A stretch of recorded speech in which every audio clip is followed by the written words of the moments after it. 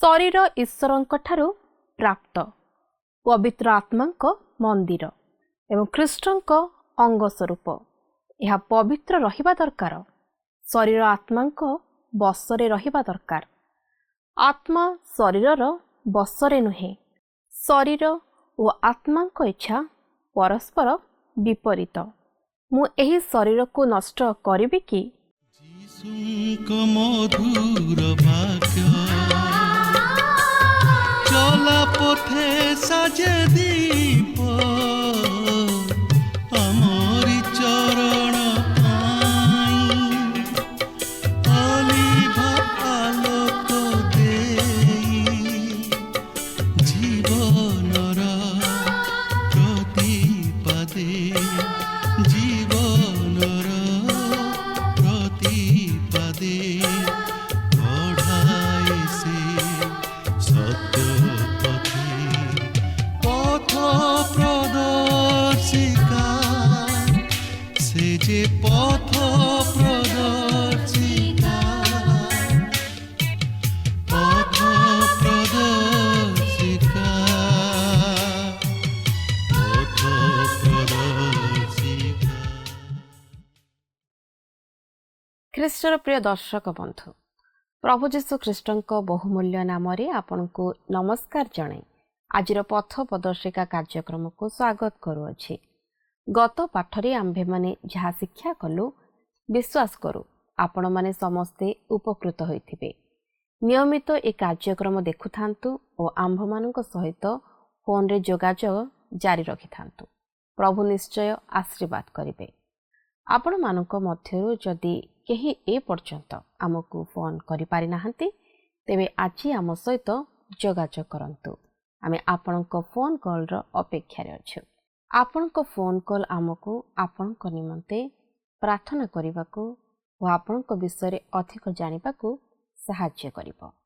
आज पुणी थरे एही कार्यक्रम माध्यम रे आपणक सहित साक्षात करिबार सुजोग पाइथिबारु प्रभुंकु धन्यवाद दिए। ईश्वरଙ୍କ वाक्य जेपरि आपणଙ୍କ जीवन रे एक आश्चर्य कार्य करिबो और आपणଙ୍କ जीवन रे जेपरि एक भिन्न परिवर्तन आनिबो, एहा ही ईश्वरଙ୍କ निकटरे आमर प्रार्थना और इच्छा। प्रभुଙ୍କ ठारे संपूर्ण विश्वास करंतु। आज आमे आउ एक नूतन विषय रे अध्ययन करिबा।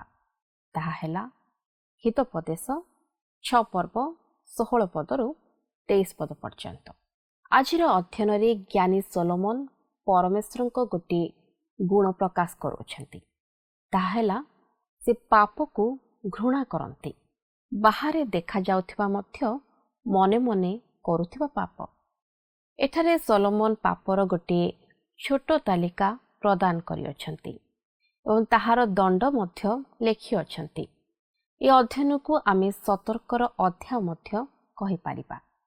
पाप आम्भमानक अंग प्रत्यंगर आचरण एवं बाहर वस्तु द्वारा मध्य आम शरीर को आसे। ज्ञानी सोलोमन को कहिबा अनुसार यदि आम्भे माने आम शरीरर अंग प्रत्यंग को निज बसरे रखि पारिबा नाही ताहाले शैतान जाहाकू विनाशर संतान कहंती एवं व्यभिचारी स्त्री ताहाकू परिचालना करिबो।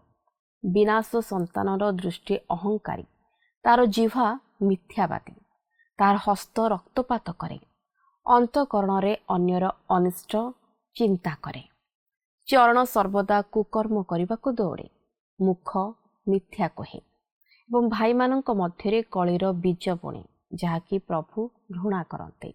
आहुरी मध्य सोलोमन प्रकाश करते जो पुरुष व्यभिचारी स्त्री प्रति आसक्त हुए से निजर समस्त अंग प्रत्यंग को तार अधीनस्थ कर दिए, एमितिकी अन्यर प्राण मध्य निए एवं से स्त्री पाई पापर समस्त सीमा लंघन करे। मध्य सोलोमन कहती जे माने एही मनुष्यर सपक्षरे ठिया हुअन्ते सेमाने मध्य दंड पाइबे। एही स्थान रे परमेश्वर सेमानंकु देखिबे एवं घृणा करिबे, कारण सेमाने निज शरीरर अंग प्रत्यंग को पाप विरुद्ध रे न करी पाप करिबाकू व्यवहार कले।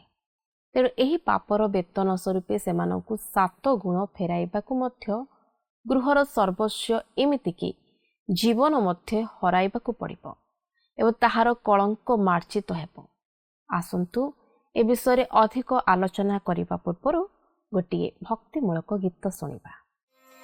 ପାପ ଶିଉଳିରେ ଖସି ଗଲା ଯେବେ କୁନି କୁନି ପାଦ ତାର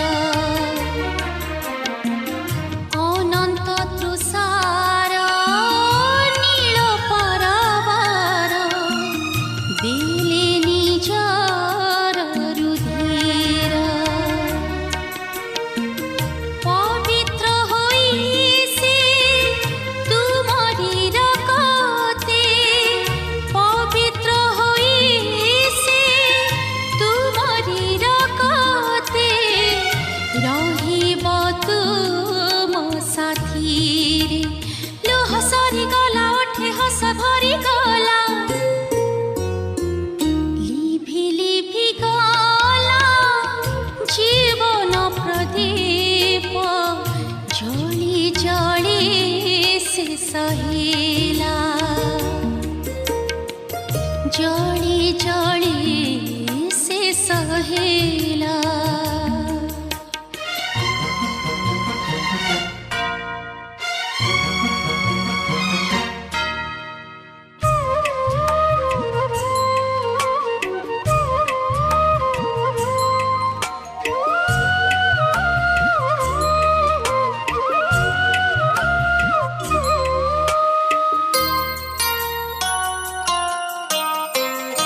আখি বুঝি যেবে কবরকু যায় তিলে দুঃখ নাহি তার কবর উঠাই নূয়া দেহ দেই কোল করে নেব তার রাখিছি ভরসা আসিব সেদিন রাখিছি ভরসা আসিব সেদিন প্রভু হে যিশু রাজন দুঃখ চলিগলা নূয়া সকাল। ଆସନ୍ତୁ ବର୍ତ୍ତମାନ ଆମେ ପ୍ରଭୁଙ୍କର ବାକ୍ୟ ମଧ୍ୟକୁ ଯିବା। ଆଜି ଆମେ ହିତୋପଦେଶ 6 ପର୍ବର 16 ପଦରୁ ଆରମ୍ଭ କରି 23 ପଦ ପର୍ଯ୍ୟନ୍ତ ଅଧ୍ୟୟନ କରିବା ନିମନ୍ତେ ଯିବା। ତେବେ ବର୍ତ୍ତମାନ ଆମେ ଲକ୍ଷ୍ୟ କରିବାକୁ ଯିବା ଯେ ଈଶ୍ୱର ଘୃଣା କରୁଥିବା 7ଟି ବିଷୟ ସମ୍ପର୍କରେ ଏହି ଅଂଶରେ ଉଲ୍ଲେଖ କରାଯାଇଅଛି। ଆପଣ ବୋଧହୁଏ ଆଶ୍ଚର୍ଯ୍ୟ ହେଉଥିବେ ଯେ ଈଶ୍ୱର ତ ପ୍ରେମ, ତାହେଲେ ସେ କ'ଣ ଘୃଣା କରିପାରନ୍ତି? ହଁ, ଈଶ୍ୱର ହିଁ ପ୍ରେମ, ମାତ୍ର ସେ ମନ୍ଦତାକୁ ଘୃଣା କରନ୍ତି। ସେ ପାପୀକୁ ପ୍ରେମ କରନ୍ତି, ମାତ୍ର ପାପକୁ ଘୃଣା କରନ୍ତି। ଆମେ ଏହି ବିଷୟ ମଧ୍ୟ ଆମମାନଙ୍କର ମାନବ ଜାତିର ସମ୍ପର୍କ ମଧ୍ୟରେ ଲକ୍ଷ୍ୟ କରିବାକୁ ପାରିବା। ଆପଣଙ୍କ ଛୋଟ ସନ୍ତାନକୁ ଆପଣ ପ୍ରେମ କରନ୍ତି, ଠିକ୍ ସେହିପରି ଯେପର୍ଯ୍ୟନ୍ତ ଆମେ ଏହି ପାପପୂର୍ଣ୍ଣ ଜଗତ ମଧ୍ୟରେ ଅଛୁ, ଆମକୁ ଭଲ ଓ ମନ୍ଦ, ପାପ ଓ ପୂର୍ଣ୍ଣ, ଧର୍ମ ଓ ଅଧର୍ମ ମଧ୍ୟରେ ପାର୍ଥକ୍ୟତା ରକ୍ଷା କରିବାକୁ ହେବ ଓ ଏଥି ନିମନ୍ତେ ଆମମାନଙ୍କୁ ପାପକୁ ଘୃଣା କରି ପୁଣ୍ୟକୁ ଗ୍ରହଣ କରିବାକୁ ହେବ। ଜଗତକୁ ପ୍ରେମ ନ କରି ଈଶ୍ୱରଙ୍କୁ ପ୍ରେମ କରିବାକୁ ହେବ। ଈଶ୍ୱର ମଧ୍ୟ ତାହା ହିଁ କରନ୍ତି। ସେ ପାପକୁ ଘୃଣା କରନ୍ତି ସତ, ମାତ୍ର ସେ ପାପୀକୁ ପ୍ରେମ କରନ୍ତି। ଈଶ୍ୱରଙ୍କ ବାକ୍ୟ କହେ, ଆମେ ଯେପରି ମନ୍ଦତାକୁ ଘୃଣା କରି ଉତ୍ତମ ବିଷୟକୁ ପ୍ରେମ କରୁ। ଯେତେବେଳେ ଆମେ ଉପଦେଶକ ପୁସ୍ତକ ମଧ୍ୟକୁ ଯିବା, ସେଠାରେ ଲକ୍ଷ୍ୟ କରିବାକୁ ପାରିବା ଯେ ଲେଖା ଅଛି, ପ୍ରେମ କରିବା ନିମନ୍ତେ ସମୟ ଅଛି ଓ ଘୃଣା କରିବା ନିମନ୍ତେ ମଧ୍ୟ ଏକ ସମୟ ଅଛି, ଯାହାକି ଉପଦେଶକ 3 ପର୍ବର 8 ପଦରେ ଲେଖା ଅଛି। ବର୍ତ୍ତମାନ ଆମେ ସେହି 7ଟି ବିଷୟକୁ ଲକ୍ଷ୍ୟ କରିବା ଯାହାକି ଈଶ୍ୱର ଘୃଣା କରନ୍ତି। ତେବେ ଦେଖନ୍ତୁ, ହିତୋପଦେଶ 6 ପର୍ବର 16ରୁ 19 ପଦ ମଧ୍ୟରେ ଏହିପରି ଲେଖା ଅଛି, 6 ଗୋଟି ବିଷୟକୁ ସଦାପ୍ରଭୁ ଘୃଣା କରନ୍ତି, ସପ୍ତ ବସ୍ତୁ ମଧ୍ୟ ତାହାଙ୍କର ଘୃଣା ଯୋଗ୍ୟ। ଅହଙ୍କାର ଦୃଷ୍ଟି, ମିଥ୍ୟାବାଦୀ ଜିହ୍ୱା ଓ ନିର୍ଦ୍ଦୋଷର ରକ୍ତପାତକାରୀ ହସ୍ତ, ଅନିଷ୍ଟ ଚିନ୍ତକ ଅନ୍ତଃକରଣ, କୁକର୍ମ କରିବାକୁ ବେଗଗାମୀ ଚରଣ, ମିଥ୍ୟା ସାକ୍ଷୀ ଯେ ମିଥ୍ୟା କହେ ଓ ଯେ ଭାଇମାନଙ୍କ ମଧ୍ୟରେ କଳିର ବୀଜ ବୁଣଇ। ଈଶ୍ୱର ଏହି ସମସ୍ତ ବିଷୟକୁ ଘୃଣା କରନ୍ତି ବୋଲି ସ୍ପଷ୍ଟ ଭାବେ ପ୍ରକାଶ କରାଯାଇଅଛି। ଯେଉଁ ସମସ୍ତ ବିଷୟ ଆମମାନଙ୍କ ଜୀବନରେ ଈଶ୍ୱରଙ୍କ ଅପେକ୍ଷା ଅଗ୍ରାଧିକାର ପ୍ରାପ୍ତ ହୋଇଥାଏ, ଈଶ୍ୱର ସେହି ସମସ୍ତ ବିଷୟକୁ ଘୃଣା କରନ୍ତି। ଏପରିକି ଈଶ୍ୱର ପ୍ରତିମା ପୂଜାକୁ ଘୃଣା କରନ୍ତି ବୋଲି ଆମେ ଦ୍ୱିତୀୟ ବିବରଣ 16 ପର୍ବର 22 ପଦରେ ଲକ୍ଷ୍ୟ କରିବାକୁ ପାରିବା। ସେହିପରି ଗୀତ 45 ପର୍ବର 7 ପଦରେ ଈଶ୍ୱର ଦୁଷ୍ଟତାକୁ ଘୃଣା କରନ୍ତି ବୋଲି ଆପଣ ଲକ୍ଷ୍ୟ କରିବାକୁ ପାରିବେ। ତେଣୁ ଆପଣ ଦେଖନ୍ତୁ, ଈଶ୍ୱର ପ୍ରେମମୟ, ସେ ଆମ ପ୍ରତ୍ୟେକଙ୍କୁ ପ୍ରେମ କରନ୍ତି। ତା ନହେଲେ ଆମେମାନେ ଏହି ଜଗତରେ ବଞ୍ଚିପାରିନଥାନ୍ତୁ। ମାତ୍ର ସେ ମଧ୍ୟ ଘୃଣା କରନ୍ତି, ଆଉ ତାହା ହେଉଛି ଆମମାନଙ୍କର ପାପ ଓ ଦୁଷ୍ଟତା। ତେବେ ଦେଖନ୍ତୁ, ପ୍ରକାଶିତ ବାକ୍ୟରେ ଈଶ୍ୱର ଆଦ୍ୟ ମଣ୍ଡଳୀକୁ ଏହିପରି କହନ୍ତି, ଯାହାକି ପ୍ରକାଶିତ ବାକ୍ୟ 2 ପର୍ବର 6 ପଦରେ ଲେଖା ଅଛି, ହେଲେ ତୁମ୍ଭର ଏହି ସଦ୍ଗୁଣ ଅଛି ଯେ ଆମ୍ଭେ ନିକୋଲାୟତୀୟମାନଙ୍କର ଯେଉଁ ସବୁ କର୍ମ ଘୃଣା କରୁ, ତୁମେ ମଧ୍ୟ ସେହିସବୁ ଘୃଣା କରୁଅଛ। ଆପଣ ଦେଖନ୍ତୁ, ଈଶ୍ୱର ପ୍ରେମ କରନ୍ତି, ମାତ୍ର ସେ ମଧ୍ୟ ଘୃଣା କରନ୍ତି। ତେବେ ଏଠାରେ ଆମେ 7ଟି ବିଷୟକୁ ଲକ୍ଷ୍ୟ କରୁଅଛୁ ଯାହାକି ଈଶ୍ୱର ଘୃଣା କରନ୍ତି। ତେବେ ଏହି 7 ସଂଖ୍ୟା ପବିତ୍ର ଧର୍ମଶାସ୍ତ୍ର ମଧ୍ୟରେ ସିଦ୍ଧତାକୁ ପ୍ରକାଶ କରେ ନାହିଁ, ମାତ୍ର ସମ୍ପୂର୍ଣ୍ଣତାକୁ ପ୍ରକାଶ କରେ।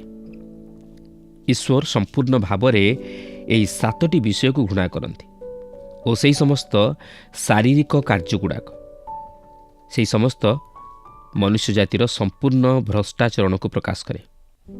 ଈଶ୍ୱର ସେହି ସମସ୍ତ ଘୃଣା କରନ୍ତି, ମାତ୍ର ଈଶ୍ୱର ପାପୀକୁ ପ୍ରେମ କରୁଥିବାରୁ ସେ ସେହି ସମସ୍ତ ବିଷୟକୁ ଦେଖି ଆଖି ବୁଜି ଦିଅନ୍ତି ଓ ସହ୍ୟ କରିନିଅନ୍ତି, ଯେପରି ସେ ପାପୀମାନଙ୍କୁ ଉଦ୍ଧାର କରିପାରନ୍ତି। ତେବେ ସେହି 7ଟି ଘୃଣ୍ୟ ବିଷୟ ହେଉଛି ଅହଙ୍କାର ଦୃଷ୍ଟି, ମିଥ୍ୟାବାଦୀ ଜିହ୍ୱା, ନିର୍ଦ୍ଦୋଷର ରକ୍ତପାତକାରୀ ହସ୍ତ, ଅନିଷ୍ଟ ଚିନ୍ତକ ଅନ୍ତଃକରଣ, କୁକର୍ମ କରିବାକୁ ବେଗଗାମୀ ଚରଣ, ମିଥ୍ୟା ସାକ୍ଷୀ ଯେ ମିଥ୍ୟା କହେ ଓ ଯେ ଭାଇମାନଙ୍କ ମଧ୍ୟରେ କଳିର ବୀଜ ବୁଣଇ। ଦେଖନ୍ତୁ, ଏହି ସମସ୍ତ ମଧ୍ୟରେ ଈଶ୍ୱର ଅହଙ୍କାର ଦୃଷ୍ଟିକୁ ପ୍ରଥମରେ ଘୃଣା କରନ୍ତି, ଅର୍ଥାତ୍ ଯେ ଅନ୍ୟମାନଙ୍କୁ ନ୍ୟୁନ ଦୃଷ୍ଟିରେ ଦେଖି ନିଜକୁ ଅନ୍ୟମାନଙ୍କଠାରୁ ଶ୍ରେଷ୍ଠ ବୋଲି ବିବେଚନା କରେ। ଦେଖନ୍ତୁ, ଈଶ୍ୱର ଏହାକୁ ନରହତ୍ୟା ବା ମଦ୍ୟପାନଠାରୁ ପ୍ରଥମ ସ୍ଥାନ ଦିଅନ୍ତି। ତେଣୁ ଏଥିରୁ ଆପଣ ଅନୁମାନ କରିପାରୁଥିବେ ଯେ ଈଶ୍ୱର ଅହଙ୍କାରକୁ କେତେ ଦୂର ଘୃଣା କରନ୍ତି। ତେବେ ଆମମାନଙ୍କ ଜୀବନରେ କ'ଣ ସେହି ଅହଙ୍କାର ପରିଲକ୍ଷିତ ହୁଏ ନାହିଁ କି? ଆଜି ଖ୍ରୀଷ୍ଟ ବିଶ୍ୱାସୀ ମଣ୍ଡଳୀମାନଙ୍କରେ ଅନେକ ଏହିପରି ଅହଙ୍କାର ଦୃଷ୍ଟି ବିଶିଷ୍ଟ ଲୋକମାନେ ଅଛନ୍ତି, ଯେଉଁମାନଙ୍କୁ କି କେହି କିଛି କହିବା ନିମନ୍ତେ ସାହସ କରନ୍ତି ନାହିଁ। ଆପଣ ଜାଣନ୍ତି, ସ୍ୱର୍ଗରେ ପାପର କାର୍ଯ୍ୟ ମଧ୍ୟରେ ପ୍ରଥମେ ଏହି ଅହଙ୍କାର ସ୍ଥାନ ପାଇଥିଲା ବୋଲି। ଏହା ଥିଲା ଯେତେବେଳେ ଶୟତାନ ବା ସେହି ଲୁସିଫର ବା ପ୍ରତ୍ୟୁଷର ପୁତ୍ର ତାହାର ହୃଦୟରେ କହିଲା, ଆମ୍ଭେ ସ୍ୱର୍ଗାରୋହଣ କରିବା, ଆମ୍ଭେ ପରମେଶ୍ୱରଙ୍କ ନକ୍ଷତ୍ରଗଣର ଊର୍ଦ୍ଧ୍ୱରେ ଆପଣା ସିଂହାସନ ଉଚ୍ଚୀକୃତ କରିବା, ଆମ୍ଭେ ଉତ୍ତର ଦିଗର ପ୍ରାନ୍ତସ୍ଥିତ ସମାଗମ ପର୍ବତରେ ଉପବିଷ୍ଟ ହେବା, ଆମ୍ଭେ ମେଘମାଳର ଉଚ୍ଚସ୍ଥଳୀର ଊର୍ଦ୍ଧ୍ୱକୁ ଆରୋହଣ କରିବା, ଆମ୍ଭେ ସର୍ବପରିସ୍ତଙ୍କର ତୁଲ୍ୟ ହେବା, ଯାହାକି ଜିସାୟ 14 ପର୍ବର 13 ଓ 14 ପଦରେ ଲେଖା ଅଛି।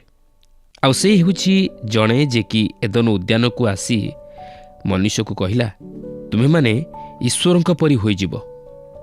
ତେବେ ଏହି ଦୁର୍ବଳ ଚିନ୍ତାଧାରା ଆଜି ମନୁଷ୍ୟମାନଙ୍କ ଜୀବନରେ ପରିଲକ୍ଷିତ ହୁଏ। ମନୁଷ୍ୟ ଚାହେଁ ସେ ଯେପରି ଶ୍ରେଷ୍ଠ ବୋଲି ବିବେଚିତ ହେବ, ଅଥବା ଜଣେ ମହାନ ବ୍ୟକ୍ତି ହେବ, ଯାହାକି ନିଜକୁ ଈଶ୍ୱରଙ୍କ ସ୍ଥାନରେ ରଖିବା ପରି ହୁଏ। ଏହା ନିଜକୁ ଈଶ୍ୱର ବୋଲାଇବା ନିମନ୍ତେ ଇଚ୍ଛା କରିବା ପରି ହୁଏ। ସେହି କାରଣରୁ ମନୁଷ୍ୟ ଆଜି ନିଜର ଧର୍ମକର୍ମ ଦ୍ୱାରା ପରିତ୍ରାଣ ପ୍ରାପ୍ତ ହେବ ବୋଲି ଭାବେ। ମନୁଷ୍ୟ କହେ, ମୁଁ ମୋ ନିଜର ପରିତ୍ରାଣ ସାଧନ କରିବା ନିମନ୍ତେ ଯାଉଅଛି, ମୁଁ ଏହା ନିଜେ ସାଧନ କରିବି। ହେ ପ୍ରଭୁ, ମୁଁ ଆପଣଙ୍କୁ ଚାହେଁ ନା। ମୁଁ ପ୍ରକୃତରେ ଚାହେଁ ନା ତୁମ୍ଭର ପୁତ୍ର ମୋ ନିମନ୍ତେ ମୃତ୍ୟୁଭୋଗ କରନ୍ତୁ। ମୁଁ ତୁମ୍ଭ ପରି ପବିତ୍ର ଓ ମୁଁ ତୁମ୍ଭ ପାଖରେ ବସିବାକୁ ଯାଉଅଛି। ପ୍ରିୟ ବନ୍ଧୁ, ଯେଉଁମାନେ ମାନସିକ ଭାବେ ଅସୁସ୍ଥ, ସେମାନେ କର୍ମ ଦ୍ୱାରା ପରିତ୍ରାଣ ସାଧନ କରିପାରିବେ ବୋଲି ଭାବନ୍ତି, କିନ୍ତୁ ତାହା ସମ୍ଭବ ନୁହେଁ। ଈଶ୍ୱର ଅହଙ୍କାରୀମାନଙ୍କର ପ୍ରତିରୋଧ କରି ନମ୍ର ଲୋକମାନଙ୍କୁ ସମ୍ମାନିତ କରନ୍ତି। ଈଶ୍ୱର ଆୟୁବଙ୍କୁ କହିଲେ, ପ୍ରତ୍ୟେକ ଗର୍ବୀକି ଅନାଇ ତାହାକୁ ଖର୍ବ କର, ଦୁଷ୍ଟମାନଙ୍କୁ ସେମାନଙ୍କ ଠିଆ ହେବା ସ୍ଥାନରେ ଦଳି ପକାଅ, ଯାହାକି ଆୟୁବ 40 ପର୍ବର 12 ପଦରେ ଲେଖା ଅଛି। ଏପରିକି ଈଶ୍ୱର ଗର୍ବୀକି ଦୂରରୁ ଚିହ୍ନନ୍ତି ବୋଲି ତାହାଙ୍କ ବାକ୍ୟରେ ପ୍ରକାଶ କରିଅଛନ୍ତି।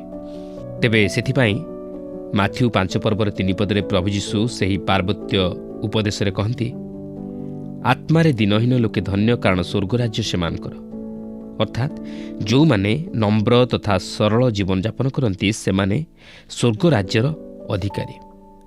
ଗୀତ ସଂହିତା 131 ପର୍ବର 1 ପଦରେ ଭକ୍ତ କହନ୍ତି, ହେ ସଦାପ୍ରଭୁ, ମୋ ଅନ୍ତଃକରଣ ଅହଙ୍କାରୀ ନୁହେଁ, ଅବା ମୋ ଦୃଷ୍ଟି ଉଚ୍ଚ ନୁହେଁ, କି ଅବା ମୁଁ ମହତ୍ ମହତ୍ ବ୍ୟାପାରରେ ଅଥବା ମୋ ପ୍ରତି ବୋଧାତୀତ ଆଶ୍ଚର୍ଯ୍ୟ ବିଷୟମାନଙ୍କରେ ପ୍ରୟାସ କରୁନାହିଁ। ତେଣୁ ଆମେ ନିଜକୁ ନମ୍ର କରି ଓ ନିଃସ୍ୱ କରି ପ୍ରଭୁଙ୍କ ନିକଟରେ ଏହି ପ୍ରାର୍ଥନା କରିବା ଉଚିତ, ହେ ପ୍ରଭୁ, ମୁଁ ଦୁର୍ବଳ ମନୁଷ୍ୟ, ମୁଁ ତାହା ସାଧନ କରିବା ନିମନ୍ତେ ଅସମର୍ଥ, ମୋତେ ସାହାଯ୍ୟ କର, ମୁଁ ତୁମ୍ଭର ସହାୟତା ଆବଶ୍ୟକ କରେ। ପ୍ରିୟ ବନ୍ଧୁ, ଆମେ ନମ୍ରତାର ଓ ଭଗ୍ନଚୂର୍ଣ୍ଣ ଅନ୍ତଃକରଣ ସହିତ ଈଶ୍ୱରଙ୍କର ନିକଟବର୍ତ୍ତୀ ହେବା ଉଚିତ ଓ ତାହାଙ୍କର ଶରଣାପନ୍ନ ହେବା ଉଚିତ। ତାହେଲେ ସେ ଆମ୍ଭମାନଙ୍କୁ ଗ୍ରହଣ କରି ତାହାଙ୍କର ଇଚ୍ଛାମତ ତଥା ମନର ମତ ଓ ବ୍ୟବହାର ଯୋଗ୍ୟ ପାତ୍ରଟିଏ କରି ଗଢ଼ିବେ। ସେଥିପାଇଁ ଯିଶାୟ 66 ପର୍ବର 2 ପଦରେ ଲେଖା ଅଛି, ମାତ୍ର ଏହି ଲୋକ ପ୍ରତି ଅର୍ଥାତ୍ ଯେଉଁ ଲୋକ ଦୁଃଖୀ ଓ ଚୂର୍ଣ୍ଣମନା ଓ ଯେ ଆମ୍ଭ ବାକ୍ୟରେ କମ୍ପମାନ ହୁଏ ତାହା ପ୍ରତି ଆମ୍ଭେ ଦୃଷ୍ଟିପାତ କରିବା। ଦ୍ୱିତୀୟରେ, ମିଥ୍ୟାବାଦୀ ଜିହ୍ୱାକୁ ମଧ୍ୟ ଈଶ୍ୱର ଘୃଣା କରନ୍ତି। ସୁରାର ଅପବ୍ୟବହାର ଅପେକ୍ଷା ଜିହ୍ୱାର ଅପବ୍ୟବହାର ନେଇ ପ୍ରଭୁଙ୍କ ବାକ୍ୟରେ ଅନେକ ସ୍ଥାନରେ ବର୍ଣ୍ଣିତ ହୋଇଥିବାର ଆପଣ କେବେ ଲକ୍ଷ୍ୟ କରିଅଛନ୍ତି? ଜିହ୍ୱାର ଅପବ୍ୟବହାର କିଛି ବିଷୟ ଅଟେ ଯାହାକି ସମସ୍ତ ଜାତି ଓ ଭାଷାବାଦୀ ଲୋକମାନଙ୍କ କ୍ଷେତ୍ରରେ ଅତି ସାଧାରଣ ବିଷୟ। ଆଜି ଏହି ଜଗତରେ ଅଧିକାଂଶ ଲୋକ ଗୋଟିଏ ବିଷୟରେ ଜିହ୍ୱାର ଅପବ୍ୟବହାର କରନ୍ତି, ଆଉ ତାହା ହେଉଛି ମିଥ୍ୟା କହିବା। ଏହା କେତେ ଦୁଃଖର ବିଷୟ। ଗୀତ ରଚକ ସମ୍ଭବତଃ ଦାଉଦ କହିଲେ, ମୁଁ ଚଞ୍ଚଳ ଭାବରେ କହିଲି, ମନୁଷ୍ୟମାନେ ହିଁ ମିଥ୍ୟା। ଏହି ବିଷୟ ନେଇ ମୁଁ ଗୀତ ରଚକଙ୍କ ସହିତ ଏକମତ। ଦାଉଦ ତାହାଙ୍କ ସ୍ୱୀକାରୋକ୍ତିର ପ୍ରାର୍ଥନାରେ ଏହିପରି କହିଲେ, ଦେଖ, ତୁମ୍ଭେ ଅନ୍ତରରେ ସତ୍ୟତା ଚାହୁଁଅଛ, ପୁଣି ତୁମ୍ଭେ ଗୂଢ଼ ସ୍ଥାନରେ ମୋତେ ଜ୍ଞାନ ଶିକ୍ଷା ଦେବ, ଯାହାକି ଗୀତ ସଂହିତା 51 ପର୍ବର 6 ପଦରେ ଲେଖା ଅଛି। ଈଶ୍ୱର ହେଉଛନ୍ତି ସତ୍ୟର ଈଶ୍ୱର। ଗୀତ ସଂହିତା 31 ପର୍ବର 5 ପଦରେ ଲେଖା ଅଛି, ମୁଁ ତୁମ୍ଭ ହସ୍ତରେ ଆପଣା ଆତ୍ମା ସମର୍ପଣ କରେ, ହେ ସଦାପ୍ରଭୁ, ସତ୍ୟମୟ ପରମେଶ୍ୱର, ତୁମେ ମୋତେ ମୁକ୍ତ କରିଅଛ। ତାହା କେତେ ଚମତ୍କାର ବିଷୟ। ମିଥ୍ୟାବାଦୀ ଜିହ୍ୱାଠାରୁ ତାହା କେତେ ଭିନ୍ନ। ତୃତୀୟ ବିଷୟଟିକୁ ସଦାପ୍ରଭୁ ଘୃଣା କରନ୍ତି, ଆଉ ତାହା ହେଉଛି ନିର୍ଦ୍ଦୋଷର ରକ୍ତପାତକାରୀ ହସ୍ତ। ଜଣେ ନରଘାତକ ଈଶ୍ୱର ଓ ମନୁଷ୍ୟ ଉଭୟଙ୍କ ଦୃଷ୍ଟିରେ ମୁଖ୍ୟତଃ ଅପରାଧୀ। ଈଶ୍ୱର କହନ୍ତି, ନରଘାତକ ନିଶ୍ଚିତ ଭାବେ ଦଣ୍ଡ ପାଇବା ଉଚିତ, କାରଣ ସେ ସେହି ମଣିଷର ପ୍ରାଣକୁ ବଦ୍ଧ କରିଅଛି। କିନ୍ତୁ ଈଶ୍ୱର କହନ୍ତି ଯେ ମନୁଷ୍ୟ ଜୀବନ ଅତି ବହୁମୂଲ୍ୟ, ଆଉ ଯେତେବେଳେ ଜଣେ ନରଘାତକ ମନୁଷ୍ୟର ପ୍ରାଣ ନେଇଯାଏ ସେ ତାହାର ନିଜ ଜୀବନକୁ ହରାଇବାକୁ ଅଛି। ପ୍ରକୃତରେ ତାହା ହେଉଛି ଈଶ୍ୱରଙ୍କ ବାକ୍ୟର ଶିକ୍ଷା। ଚତୁର୍ଥ ବିଷୟଟି ଯାହାକି ଈଶ୍ୱର ଘୃଣା କରନ୍ତି, ଆଉ ତାହା ହେଉଛି ଅନିଷ୍ଟ ଚିନ୍ତକ ଅନ୍ତଃକରଣ, ଅଧାର୍ମିକତାର ଚିନ୍ତା। ମୁଁ ଭାବେ ସମସ୍ତ ମନୁଷ୍ୟ ଜାତିର ଦୁଷ୍ଟ ଚିନ୍ତାଧାରା ସବୁ ରହିଅଛି। ପ୍ରଭୁ ଯୀଶୁ କହିଲେ, ଯାହାକି ମାଥ୍ୟୁ 15 ପର୍ବର 19 ପଦରେ ଲେଖା ଅଛି, କାରଣ ହୃଦୟରୁ କୁଚିନ୍ତା, ନରହତ୍ୟା, ବ୍ୟଭିଚାର, ବେଶ୍ୟାଗମନ, ଚୌର୍ଯ୍ୟ, ମିଥ୍ୟା ସାକ୍ଷ୍ୟ ଓ ନିନ୍ଦା ବାହାରେ। ଏହା ହେଉଛି ଏକ ଅସୁନ୍ଦର ଚିନ୍ତାଧାରା ଯାହାକି ମନୁଷ୍ୟ ହୃଦୟରୁ ବାହାରି ଆସେ। ତେବେ ଆପଣଙ୍କ ହୃଦୟରେ ବା ମନରେ ଯାହା କିଛି ରହିଅଛି ତାହାକୁ କେବେ ଈଶ୍ୱରଙ୍କ ନିକଟରେ ସ୍ୱୀକାର କରିଅଛନ୍ତି? ଆମେ ସମସ୍ତେ ତାହା କରିବା ଆବଶ୍ୟକ।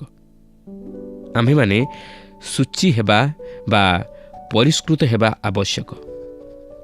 ଈଶ୍ୱର ଏଠାରେ ଦୁଷ୍ଟତାର ଓ ଅପରାଧର ଶରୀର ବିଜ୍ଞାନ ନେଇ କଥାବାର୍ତ୍ତା କରୁଅଛନ୍ତି।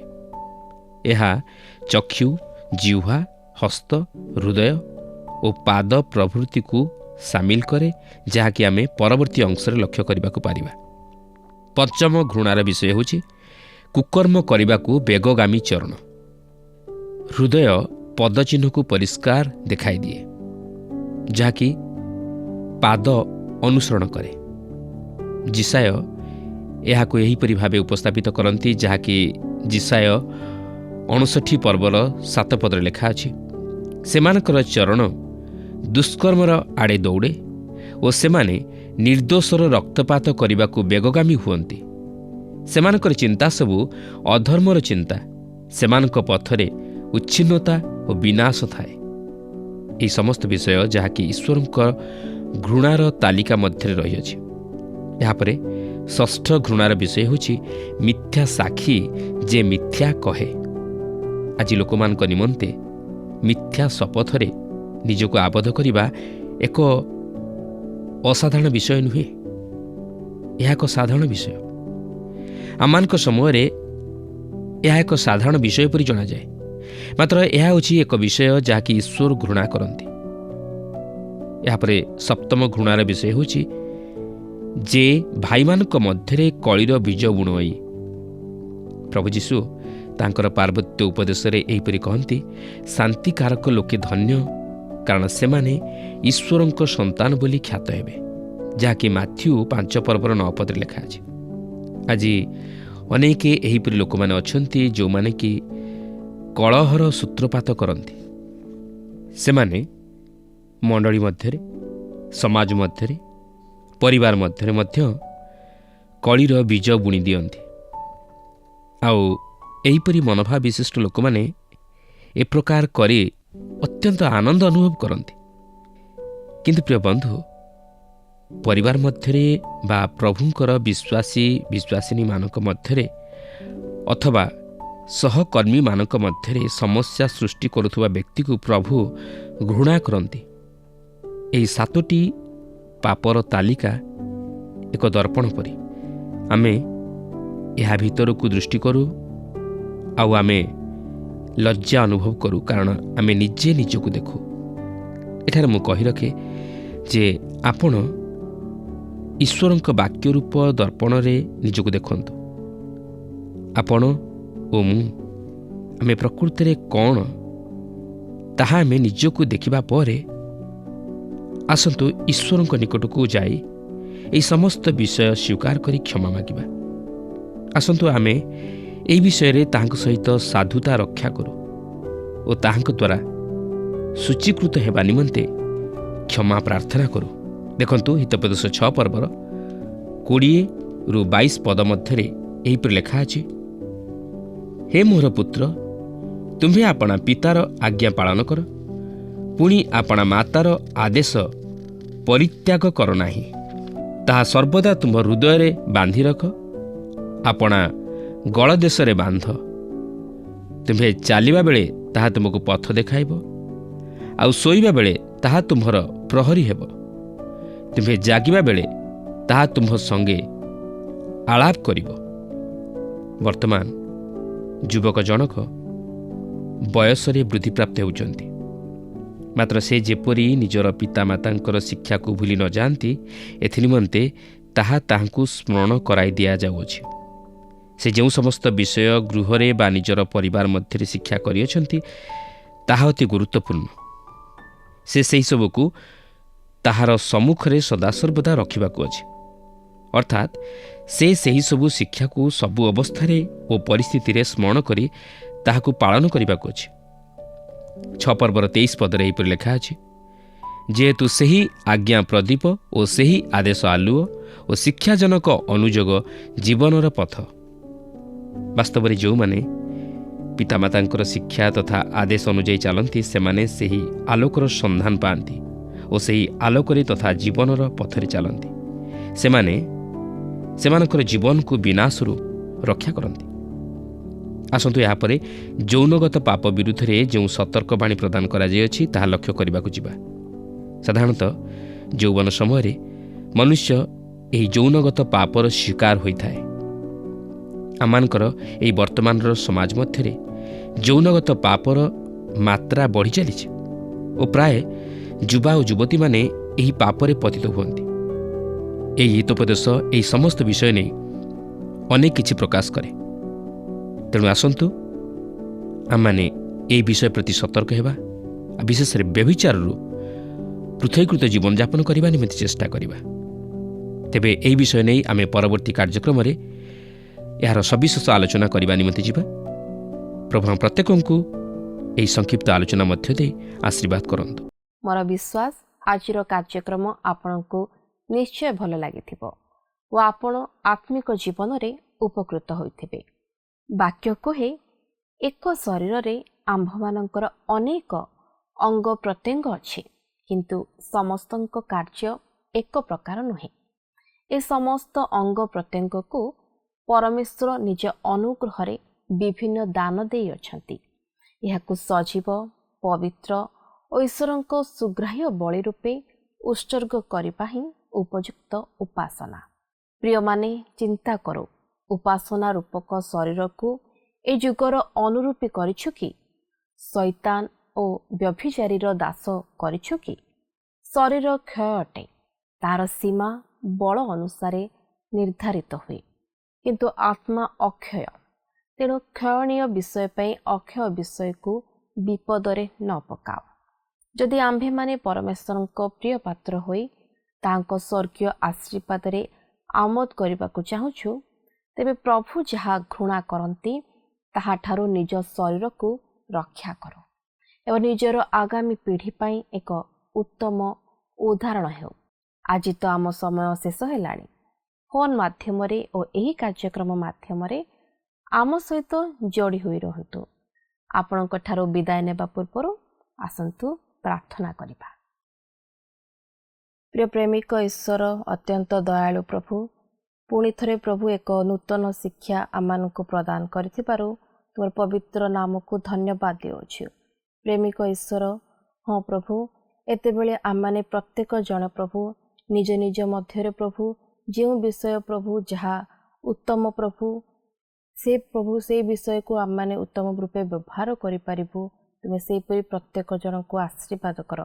ଆମମାନଙ୍କ ଅଙ୍ଗ ପ୍ରତ୍ୟଙ୍ଗ ପ୍ରଭୁ ଯାହା ପ୍ରଭୁ ତୁମ ନିମନ୍ତେ ବ୍ୟବହୃତ ହୋଇପାରିବ।